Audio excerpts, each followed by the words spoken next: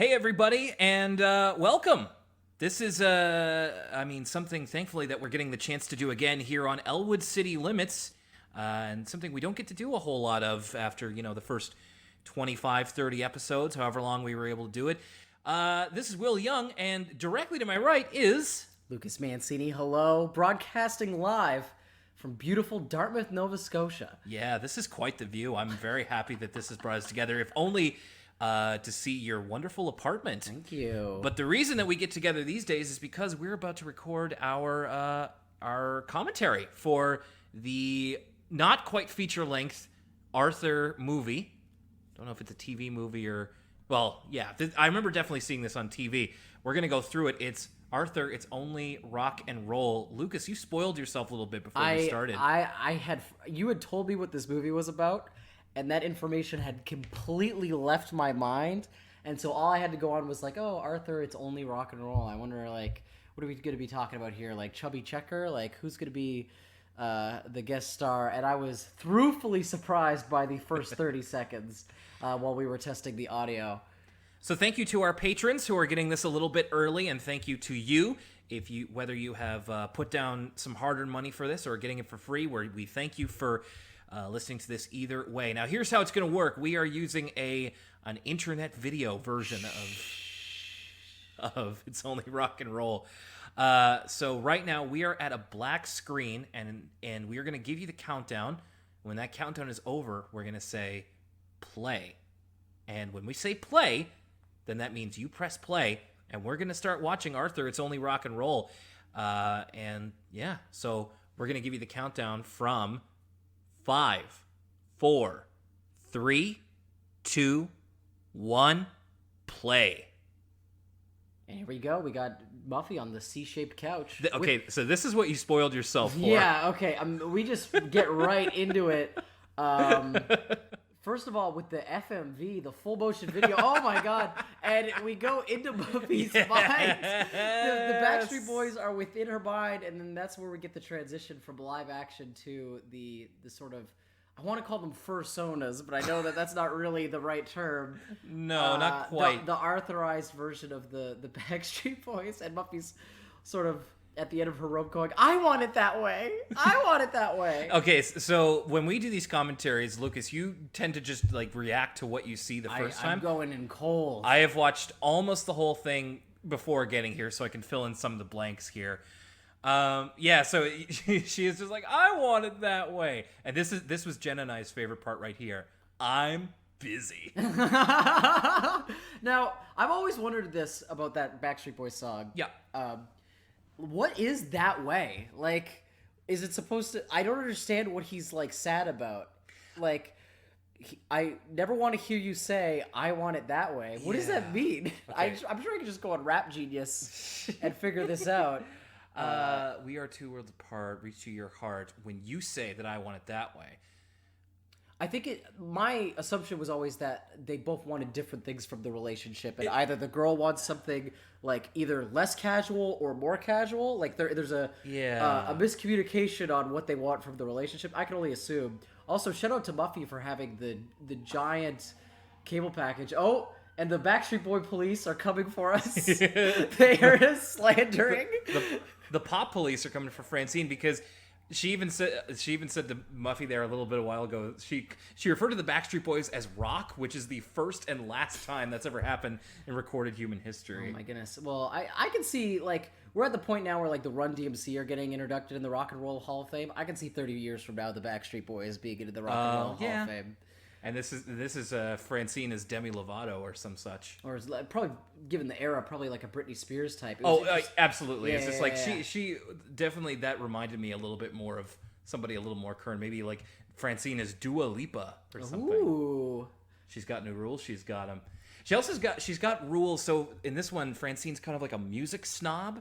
She's like she accuses the Backstreet Boys. She says they were good until they sold out. Oh my god! And I'm like, was there ever a moment the Backstreet Boys didn't sell out? They're like a total like label manufacturer. That like the Backstreet Boys weren't playing like high school gyms, packing into the tour bus. Like, they were playing high school gyms, but because their manager booked them for it. Right. That was part of the grassroots campaign. Interesting. It's so Francie's like sort of filling in the high fidelity style like hipster snobbery about the Backstreet Boys were good before they saw it. That's hilarious. That's actually, speaking of Backstreet Boys, I would recommend, there is a documentary that they did about their kind of recent comeback, and they went to their old, like part of it was that they went to their old elementary schools and like met with one of their teachers and like kind of thanked them for getting them where they are. And a lot of the like archival footage was them doing like their dance routines at like junior high schools. Now, was she in the stall? Okay. For a second, I thought Francie was putting up... I once got in trouble for putting up posters for a band that my friends were in at the high school, and I put them in all the men's urinals. Nice. And I got a stern talking to for that.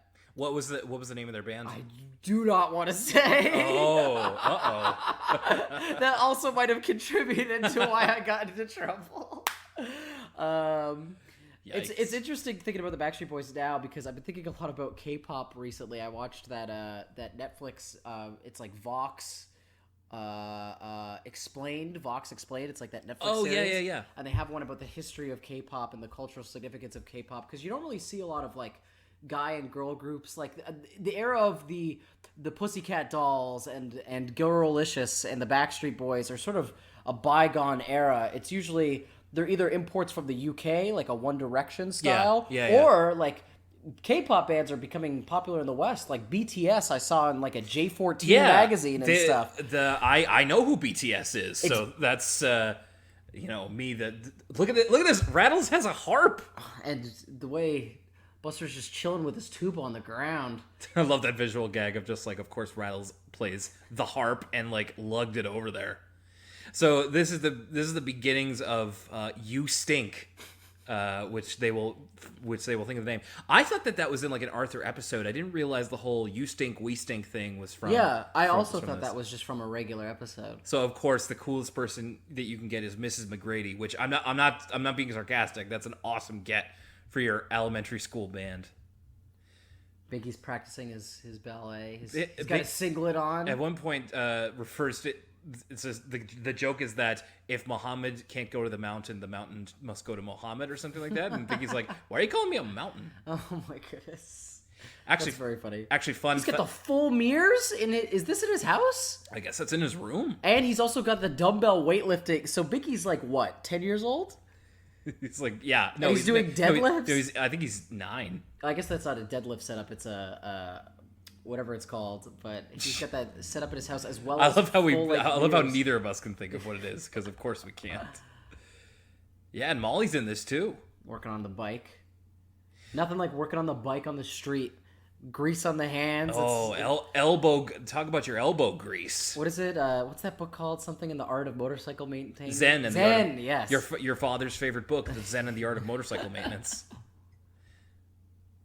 Yeah, I really don't know that much about K-pop, but I love Vox's YouTube series, so I should really check that out. I forgot that it was on Netflix. They explain how it's become so popular. It truly is like the most like manufactured music style. Like everything is by committee. Everything is like designed to be like. But they put a lot more budget into their music videos apparently than Western music videos. And it's this like a store recently opened up here in Halifax called Sarah and Tom. Yeah. And the thing I was most surprised to see is they sort of have this wall of K-pop CDs to buy, and they're like $36 each because they're imports. But also like they're not just CDs and jewel cases. They come with these huge like books and photos of the band and like the really. Elaborate packaging. Biggie got those donuts on deck for band practice. The first most important element of band practice, You Stink, We Stink, is to have the donuts ready to go. That was the thing of just like, is there going to be food there? Like, what kind of food? It's one of the most important elements of if you're going to do a film production. Step 1 is catering. If you give them catering, they will come. Absolutely. Now, is Blackpink a K-pop band? Yes. Blackpink is. So I don't know that much more than you. I don't have I only pretty much know the biggest groups. You know, your BTSs and your Girls' Generation. But from what I've listened to, Girls' Generation. What I've listened to recently, my 2 favorite K-pop groups are Blackpink, sort of because they're going for kind of a different aesthetic than everybody else, and also Twice. I really like Twice. Twice. Is that spelled like the word, or do they do? Yep, just spelled like the English word. All right. Their album Twiceagram is very good. Yeah, Blackpink's music videos are awesome. I mean, I love their music too, but Jen is an even bigger fan than I am. I've always dreamed of having like an apartment rooftop to go up and hang out on. I follow some people in San Francisco, and they all live in buildings where they can go up and have like picnics and like drink on the rooftop, like you're in a Nintendo commercial. You know what I mean? You just stole it from me. We gave each other a look. But I don't think I've ever like hung out on a rooftop before. You can see my neighbors, not the one just across from us, but the one over there. They hang out on the rooftop all the time, and I'm just like peeking out from my window, all jealous. Yeah, me too. I like a nice rooftop hangout. That's what cartoons promised us. Where else are you going to meet Pigeon Man? That's the Hey Arnold fantasy of which is funny because not a whole lot of Arnold's living situation is necessarily fantasy there. Is it just me, or does Binky look shorter here? A little bit. He's normally like they normally draw him as like towering over the other kids. I guess I'm not used to seeing him next to an adult. Yeah. 'Cause usually he's like adult sized compared to the rest of the kids, but seeing him next to Mrs. McGreedy's kind of bizarre. Like adult pictured for scale. Yeah, that kind of thing. So this one I definitely didn't remember. So I did see this back when it was on TV. I want to say this is during season 7, so early 2000s. I think I saw it just the once, but I totally forgot that Fern was a part of this and that she is not only a good singer but is like a charismatic singer as well. Do we ever figure out if Fern is pro or against Backstreet Boys? I think she's pro. I think Francine is staunchly anti-Backstreet Boys and anti-selling out, which it's such a horrendously, like, I hate that talking point. Not just in music, but just like the idea of selling out is so silly to me. And I'm glad that I kind of got out of that mentality, which I find is kind of easier to sell to younger people. Most of the time I agree with you, but sometimes I gotta be true to myself and be like, you know what? Those first 3 Jawbreaker albums before they were signed to a major label are better than that 4th Jawbreaker album. Sure. I guess I just don't take it seriously. Like, of course, when I was big into heavy metal, it's just like, sell out. And like, I can't do that anymore. It's just like, especially considering we've got a little bit of a, throughout this whole thing, Francine has like this anti-pop bias. She's talking about not selling out, but really it's just kind of a code word for anti-pop, and I can't get on that bandwagon. I love pop. Love pop music. Love it. We need like a Seinfeld-esque like cheers when Mr. Haney like comes up in the middle of Hey! It's Mr. Haney! Giant framed picture of himself behind his desk. I don't know if I've ever told you this story. I definitely haven't told this story on the podcast. Okay. I have a friend who used to live in Vancouver, and while he was there, he saw there was a job opening for a brand ambassador for Nintendo, because Nintendo's Canadian office is in Vancouver. Okay. So he actually went in for an interview, and I kid you not, the office he was interviewed in, the whole like office was decorated with Nintendo paraphernalia. Yeah. But there was a giant framed picture of Wario behind the guy's desk, and he had to like not be distracted by it as he didn't get the job of it, but he had to do this whole job interview with this giant picture of Wario looking at him. That's the dream right there. Like, that's what I want in my office. I don't know. Wario doesn't strike me as a man of business. Oh, look at these moves. Are you kidding? Ooh. Millie Rock on every block. Ooh. Oh, he is cutting some rug right now. Mr. Haney, a big fan of Barry Manilow, as he says. Barry Manilow, name dropped here. There's quite a few classic music references, especially to one band in particular that we're going to get to in a little bit. Actually, I would disagree with you. I think Wario is absolutely the symbol of capitalism, if nothing else. I thought you were going to say a giant framed photo of Reggie Fils-Aimé, which would also distract me like also crazy. Be better. That Donkey Kong. There's few Nintendo characters that wouldn't distract. I mean, besides Mario, if I see anybody framed behind someone's desk, I'm going to be pretty perturbed, pretty incensed. So, of course, we have to keep the volume low for this one. I wish you could hear the song that they have. I wish I could hear this guy. I could see. Here's the mark of good character design. Yeah. Is even though I didn't hear what that guy just said, I know exactly what that guy just said. You know what I mean? I know everything I need to know about stick in the mud. Like, turn that down. Yeah. Just by taking one glance at that dude. Well, of course, that's where they get the "you stink" name from. Is, hey, you kids, you stink. And I was joking to Jenna, just like, if this was real life, it'd be like, hey, kids, F you. And it's like, no, F you. Hey, F you. F you. John Cena's finishing maneuver, yeah. And then, of course, Mr. Haney is reluctant to read, "You Stink" because that's as blue as we can get on a PBS Kids so show. uncouth.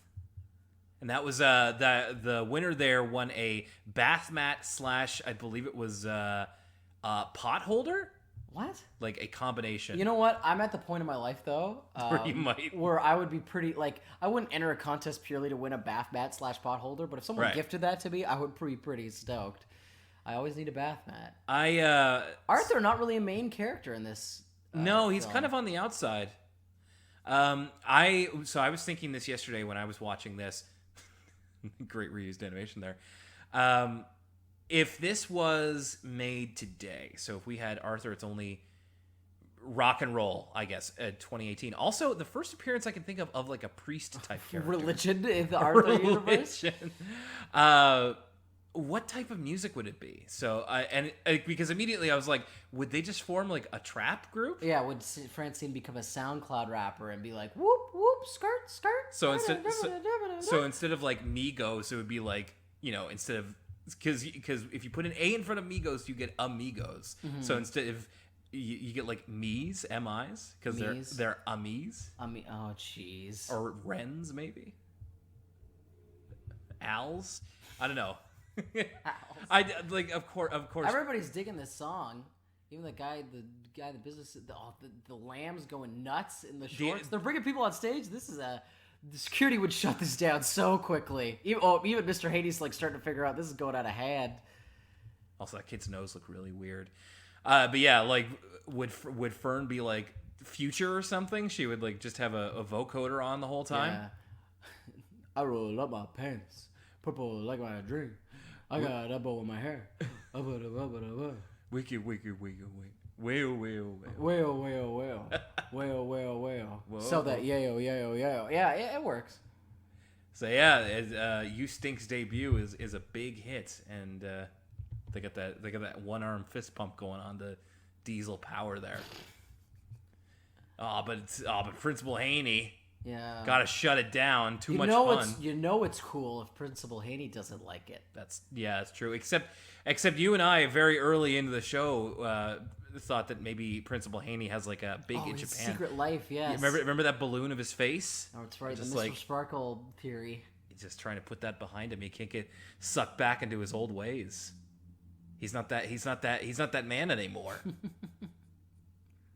What is I was like, is that just Tommy chilling by himself? That shot, the way it was framed. Yeah.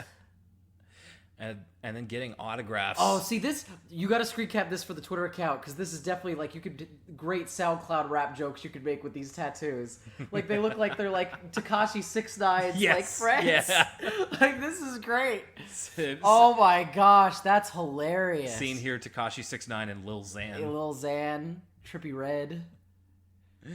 There's the Tibble twins show up to the XXL cipher. That's one caption. I was gonna make an X joke, but maybe too soon. Oh yikes! Or not soon enough if you're asking. If you're asking me. There's that picture of Mr. Haney again. Slow pan from Mr. Haney to Mr. Haney. Wario, yeah. Oh yeah, see this brought us back to kind of our old days at RTA. Francine getting interviewed here. One of the lines is like, I just need 15 minutes of her time. And I'm like, 15? Gotta knock that out in 5. Are you kidding me? The cameramen in cartoons always have the exact same like hapless look on their face. Yeah. Like they're just like, as long as I'm good, I'm on the clock. Like I don't care. It's like the photographer from Scream 2. All he's missing is his backwards baseball cap. Yeah, look at him. He looks so sad. Yeah, and they always have that same type of like video camera too, like the big one. And I mean, of course, because at the time, that's the best it would have been. I don't even know if they would have had non-linear editing software at that point. I definitely have told the story about the time the news team came to my school and asked everybody who had Beyblades to come to the gym. Yes, yeah. But I did not bring my Beyblade that day. That's why you always got to be ready. I know. Your father gives you a Beyblade when you're 18 and says you got to be ready anytime, son. Even though I went to school to be on television, I still get excited when I'm on television. The other day... were you on television the other day? I was on television the other day because we had on a major street here in Halifax, there was a World Cup viewing party they shut down the street on Argyle, and everybody was there. There was like hundreds of people there, and you could see me in some of the shots. And I was like, "Hey, that's me on TV." I still kind of get that too. I also get that these days when I'm on somebody else's podcast of like, "Hey, I said this," and I'm like, "Yeah, I listen to myself talk like Constantly. every day of my life." But when it's on somebody else's, it just feels a lot different. Those Tibble Twin helmets. I was gonna say, feel I like can't believe I never noticed. I they're thought fashion over function, right? Like, I remember in an earlier episode they had those, and I thought they were just like cowboy hats. But now I see they're helmets. okay, now we know Francine's SoundCloud rap name. It's Francine. Yes, that was. It's like, man, that's when she throws in with the devil, Francine. Yeah, it's like Fran and Sin. Get it? So this is one of our biggest references to the Beatles. I kind of alluded to this earlier. Oh, it's like Hard Day's Night. Mm-hmm. Which this kind of made me want to see A Hard Day's Night. I'm to understand it was playing at a local theater recently. It's got 100% on Rotten Tomatoes. Really? That movie is supposed to be apparently like the best of all the Beatles movies. So so there's A Hard Day's Night. Is Help another one? Or was that... Yes, yeah, Help's another one, and then there's of course Yellow Submarine. Yeah. I haven't. Was there a film for Sgt. Pepper's?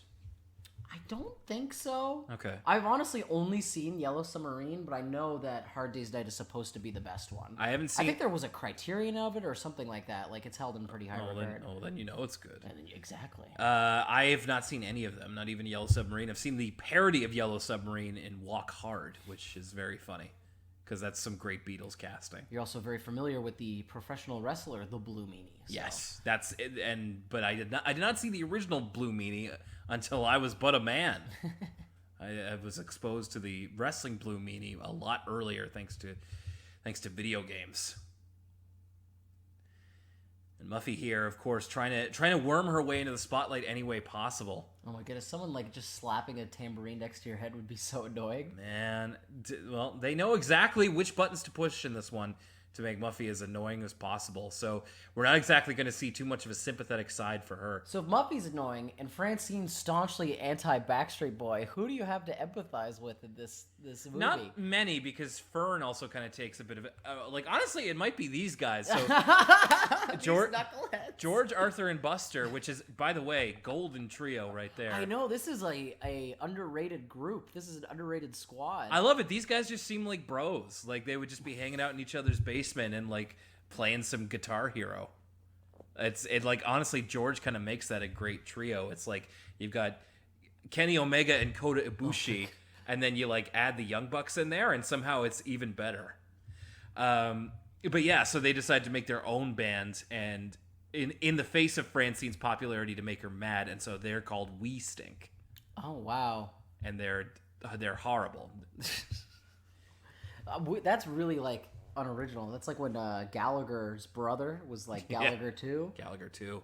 Look at this. Fern Servan looks here. Look at this mohawk.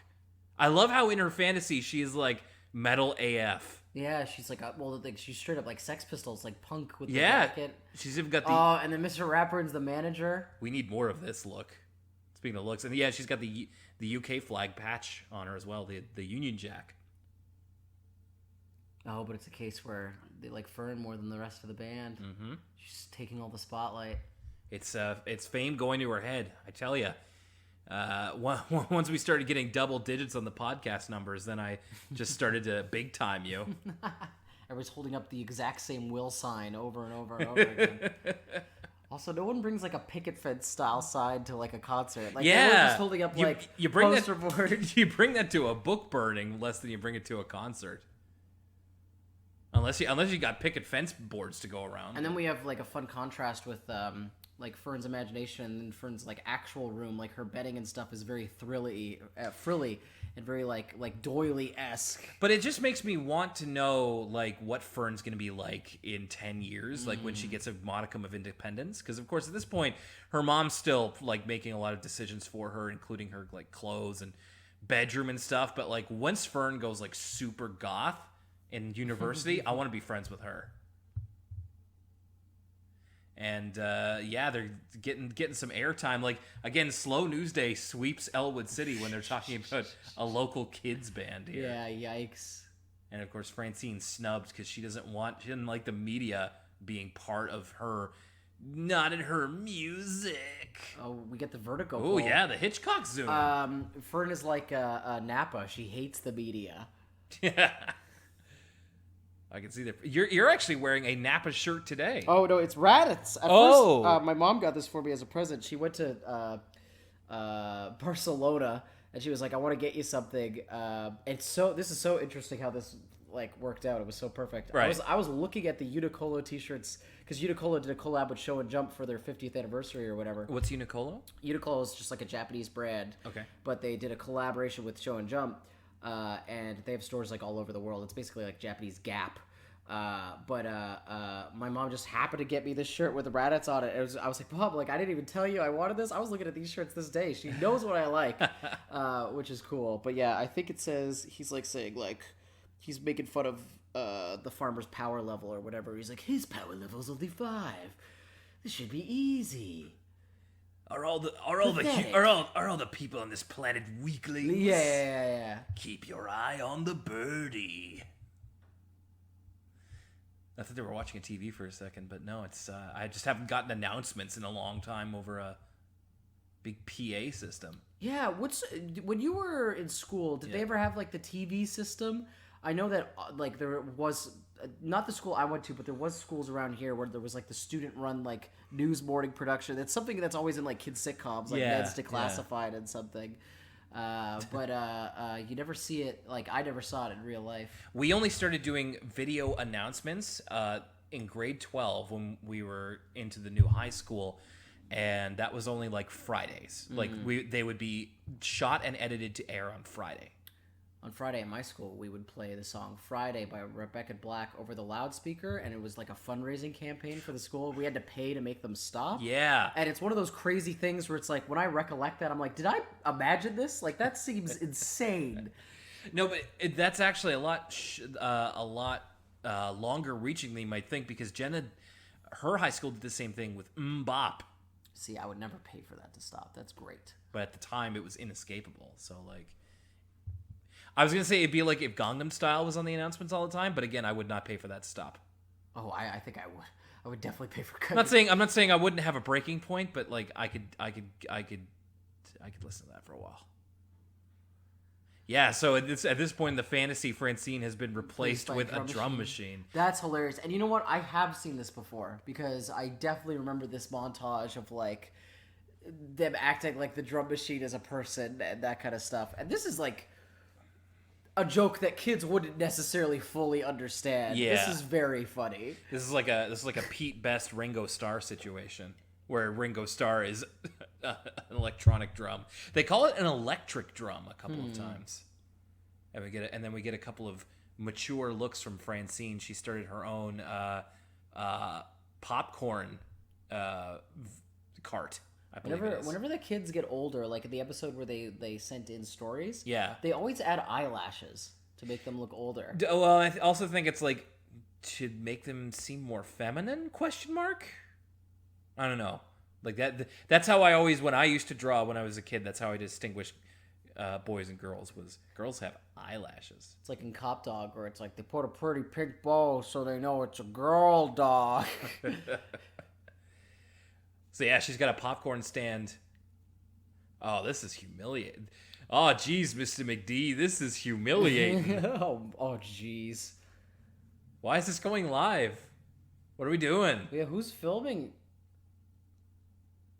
Oh man, I wish I had some popcorn. Maybe tonight. Maybe I'll go to the gas station and get some. Gas station popcorn? Not that bad.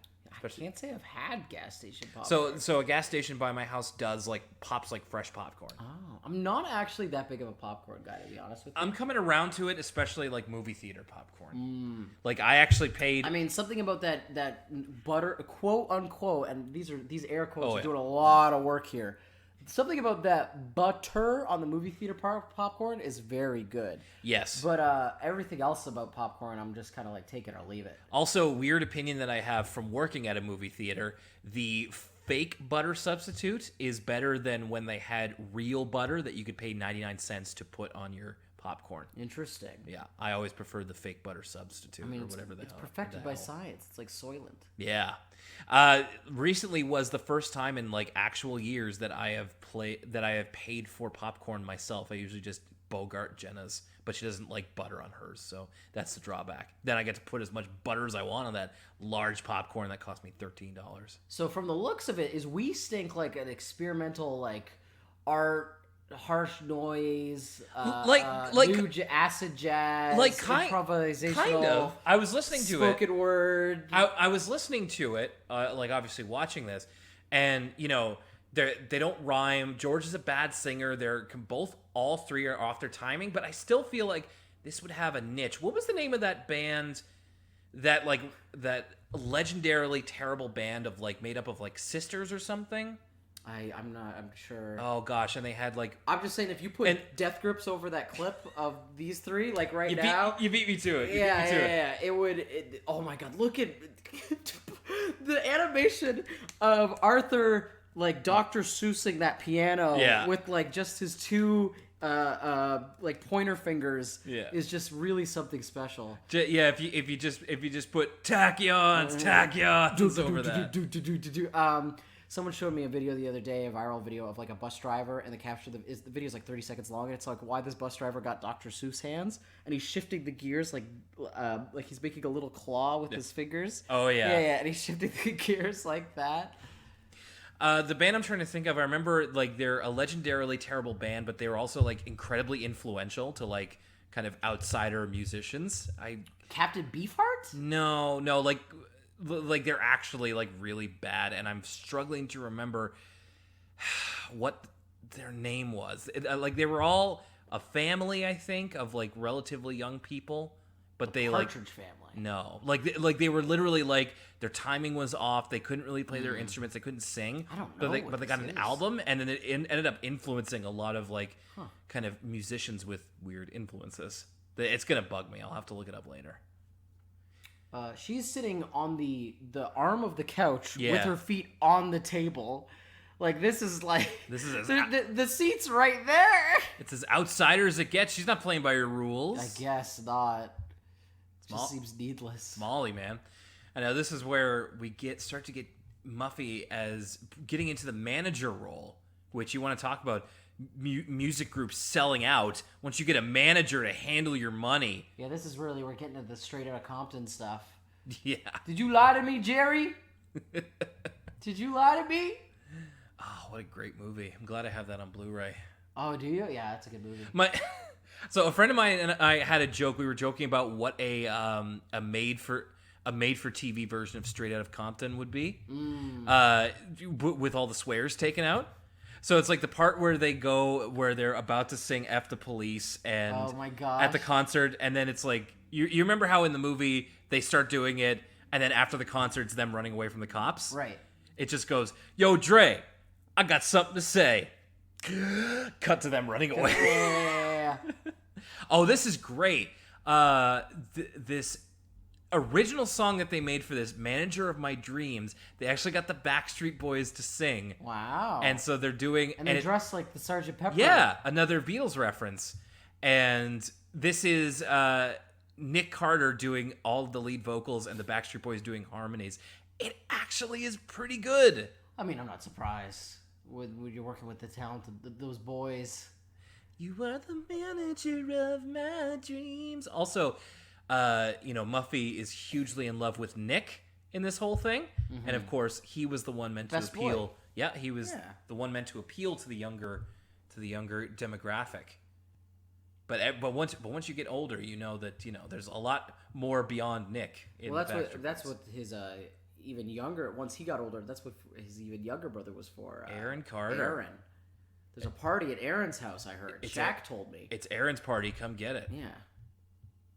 In Las Vegas, beautiful Las Vegas, Nevada. Everything is Paris, New York, and L.A. Oh my goodness, is that Oprah? That's Oprah-ish, yeah. The Arthur version of Oprah.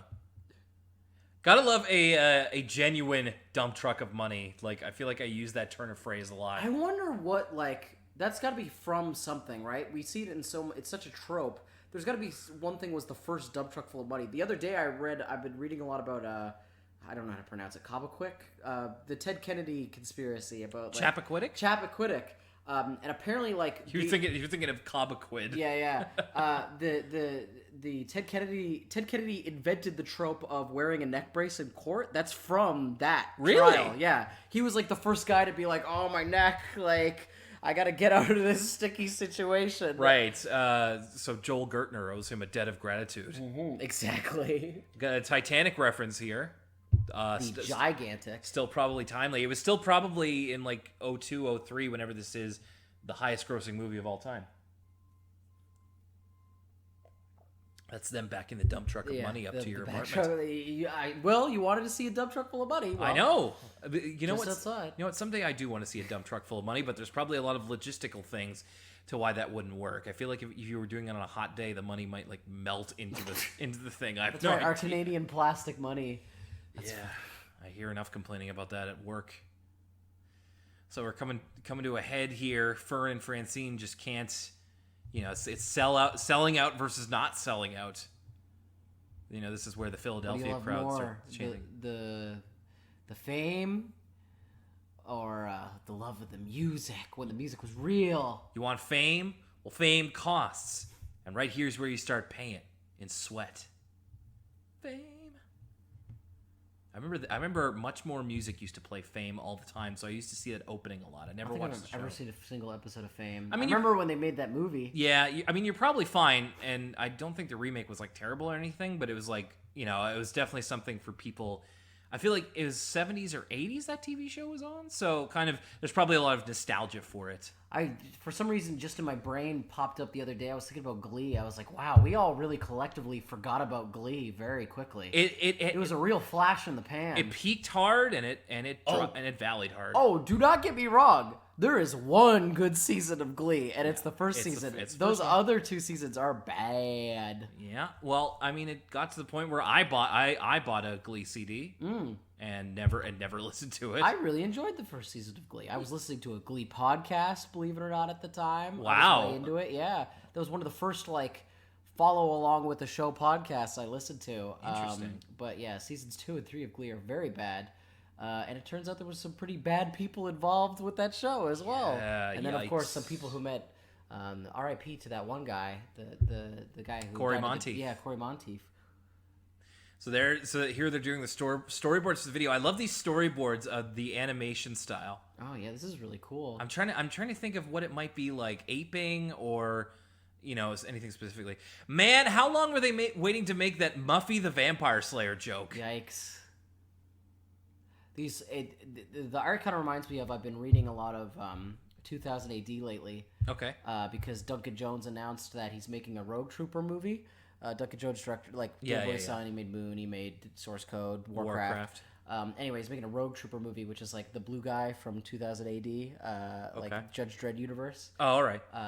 So you say Rogue Trooper, I think of that awful Army Men spinoff. Yeah. No. Rogue Soldier or whatever. Yeah, no, it's not that. It's just he's just a blue guy. But all right. I've been reading a lot of the old Judge Dredd comics lately, and they're black and white like this, and they're very good. It's like if Warhammer 40K. Yeah. Instead of being desperately self-serious, had a very British sense of humor. Self-serious and kind of fashy. Yeah. Instead of replace the self-seriousness with it's still there's a lot more winking and nudging going on. Yeah. Because it's distinctly British. I don't think I've read the Judge Dredd comics or not the 2000 AD versions, and I don't know. I'm not the biggest fan of Judge Dredd myself. Did you like the movie? No. The new one?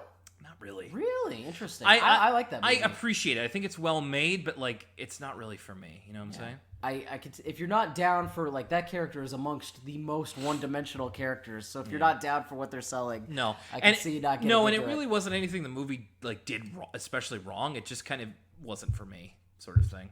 So I'm not the biggest fan of Dredd. That 90s movie's awful. Yeah, it's not good. Demolition Man's a better Judge Dredd movie. Demolition Man's fantastic. Yeah, it's good. It's just watching it recently. It kind of drags a little bit. I wish it was a little snappier paced. I've said it once, I'll say it again. They need to put Blade in the Marvel Cinematic Universe and have, oh my god, getting a full bottle of ketchup. Look at this! I know. Getting a full bottle of ketchup sprayed in your face would be so, like, uncomfortable. She's doing the Ember Moon front flips. With that kind of tape, they're going to go viral. Oh, man. We're still on VHS at this point? Yikes. Oh, to Nick Carter's personal address. Yeah, I'm sure he'll get... Oh, yeah, he opened it himself. No agent, nothing. He's like, oh, I got this mail from a fan. I got to watch this immediately. With his combination TV VHS at the ready. He's got his basketball net set up at his office. But yeah, what was I going to say? They need to put Blade in the cinematic universe and have Blade, because in the comics, Blade's daughter takes up the mantle of Blade. What's her name? I don't know, but I think that she just goes by Blade. So Okay.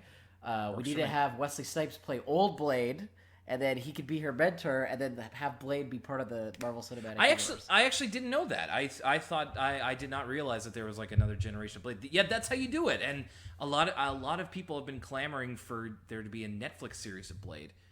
I don't, because I've tried to rewatch them recently, and I don't think the Marvel Netflix shows are very good. Really? I remember really, really enjoying the first season of Daredevil.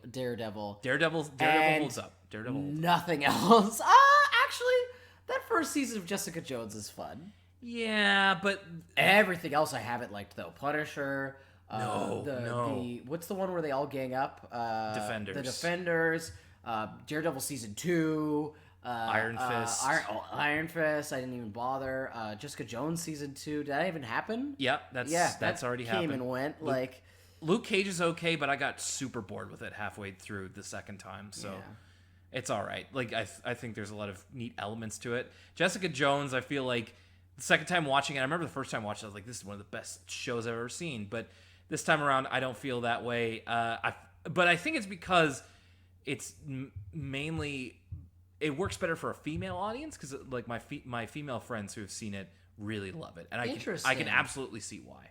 So even just because it doesn't work for me doesn't mean that there's nothing there. But yeah, I'm sick of the Marvel Netflix format, because like 13 episodes, man, it's too long. And then like Jenna watched The Defenders, which is like 6 or 8 or whatever it is, and she's like, even then it wasn't that good.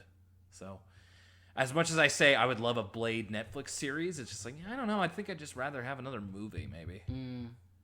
And I'm not a great fan of the Blade movies either. I love Blade. We've talked about this before. I love Blade 1 specifically, not Blade 2 or 3, but I have a very fondness for Blade 1.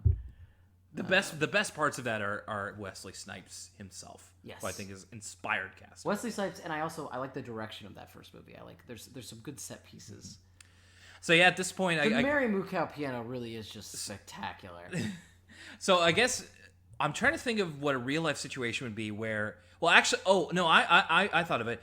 It was so Francine got kicked out of You Stink and is now joining We Stink. So this is kind of like Dave Mustaine getting kicked out of Metallica. You took the words out of my mouth. Which like if you choose to interpret it that way, is a real big shot at Megadeth, because it's like obviously We Stink suck, and Francine's the only good member of just like, so she left the good band to the bad band, which a lot of people would fight you on. Maybe a more apt comparison would be like Tom DeLonge leaving Blink-182 to start Angels in Airwaves. And then promptly lose his mind. Yeah.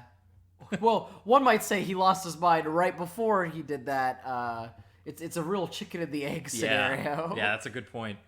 I like how she has a magazine called Keeping Up with the Joneses. Spilling your nail polish is brutal. Grandma Francine is at the top. Hairdresser above grandma. There's a couple of that's a good continuity shout out. Earlier on, it was like we already did the episode where Francine can't sing and play the drums at the same time, or where we made fun of Fern and said that she doesn't have any friends. So we're kind of revisiting some, but then also with Francine being at the top of her speed dial.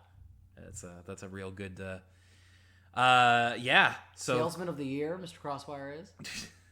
Probably give himself that award. Yeah, for motivational purposes for the rest of his. Someday you could be at the top of the list, but you gotta sell like me, kiddo. You gotta grab that brass ring. Yeah, that brass ring that don't exist. Muffy, man, she's already talking to Daddy for money, for that bailout money. She's Dixie Carter going to Bob Carter. No. Yikes. I could see Muffy sinking too much money on a go nowhere wrestling organization that it only gets good once it moves to Canada. I'm to understand. Yeah, I unfortunately did not watch the rest of this. I got like 45 minutes in, then had to leave, so I did not watch the rest of this.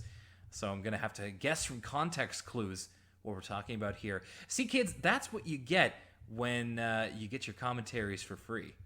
You get the height of quality. Oh my goodness! If you could tell that face of Muffy, that's another good one to keep in mind. Oh my gosh! Bah! Was it thundering outside?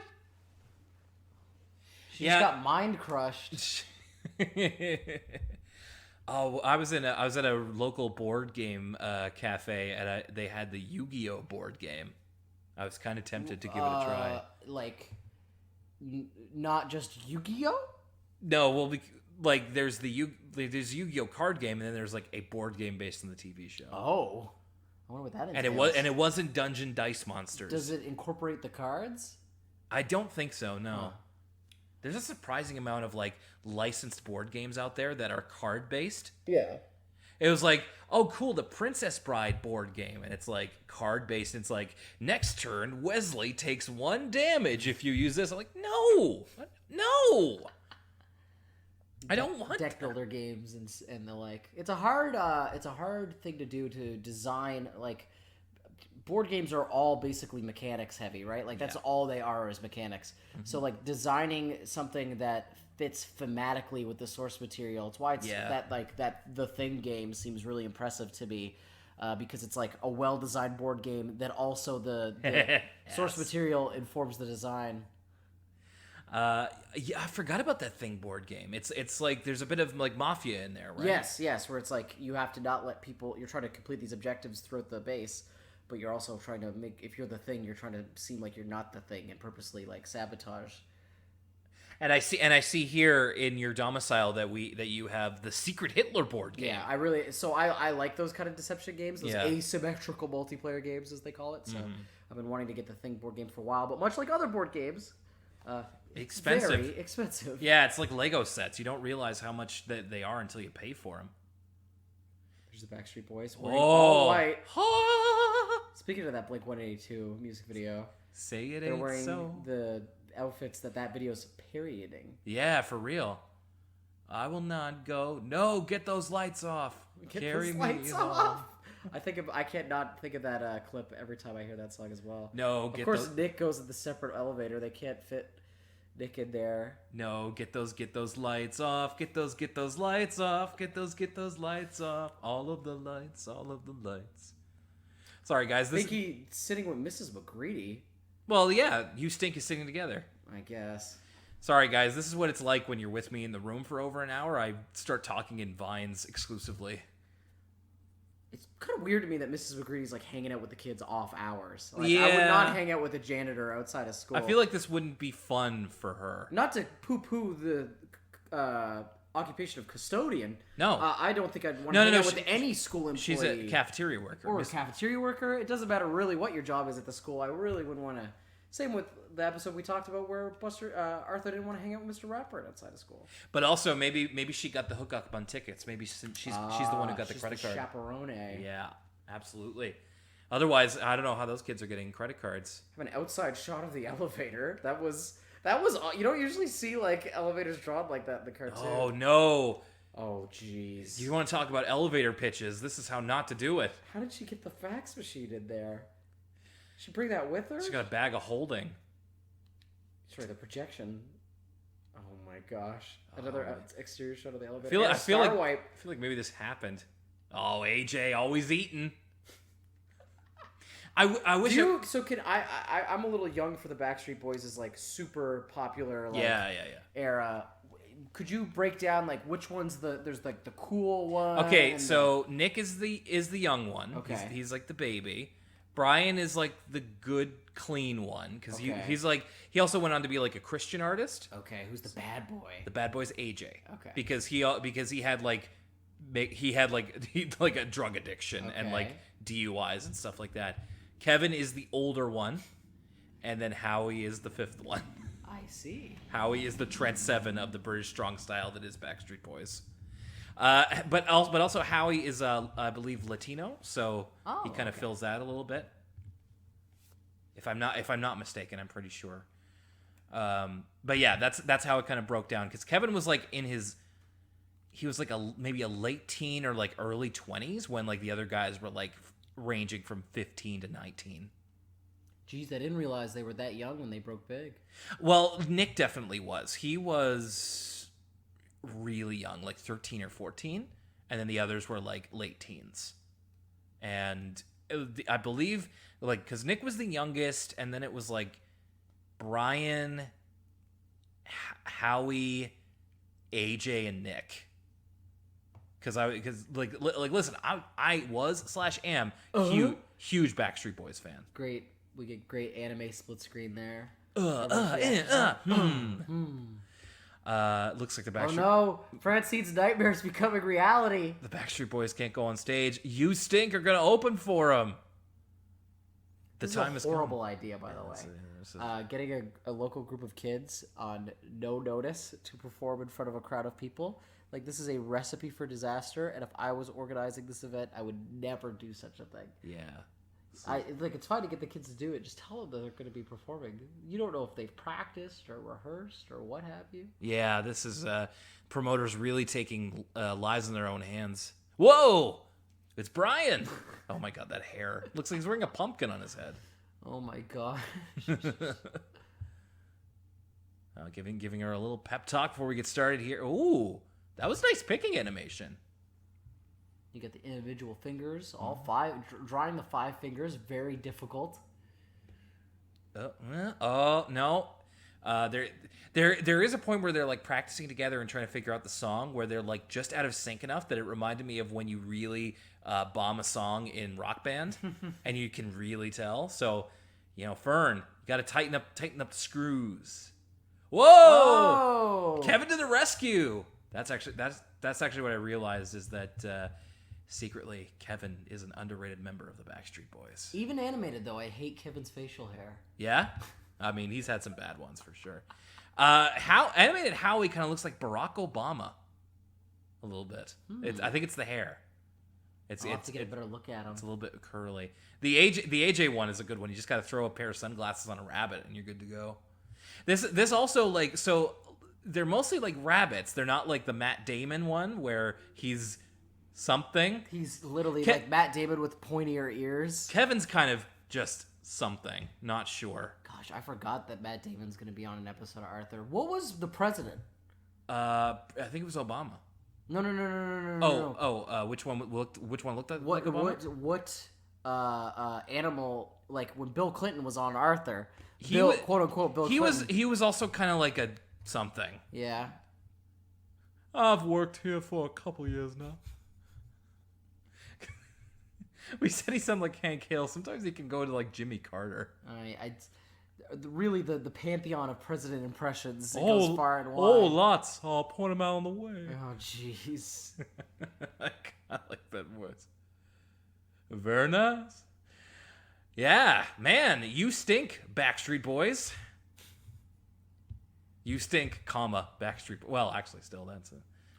The white on white outfits, it really is a flex. Like it's hard to pull off unless you're Andrew WK or Bone Thugs and Harmony on that one MTV Music or Video Boys Awards to Men performance. Boys to Men or the Backstreet Boys, unless you're that exclusive club, white on white is a very difficult look to pull off effectively. It's also be difficult to keep stain free. Yeah, there's that episode of Kitty versus Spenny where they have to wear the white morph suits and the first one to get a stain loses. Oh man, that is a challenge, especially with me. Every time I wear a white shirt, I end up eating something with mustard. I find it impossible to keep my clothes pristine, and it always bugs me too because I'm the type of person where I'm like, if I see a stain on my shirt and I'm like elsewhere, like I'm not in a position where I can clean it immediately, I'm like, oh no, this is gonna bug me all day. Well, everything. I mean, that was very much like a School of Rock style ending, which hey is good because I like School of Rock, but I'll have to go back and make sure to listen to. Hey, feel free to turn us down, kids, if you want hear what the Backstreet Boys have to say, because this is some original content. I'm even more interested in listening to We Stink. I cannot wait to hear what We Stink sounds like. The Brockhampton of. Oh man, parking a limo must be awful.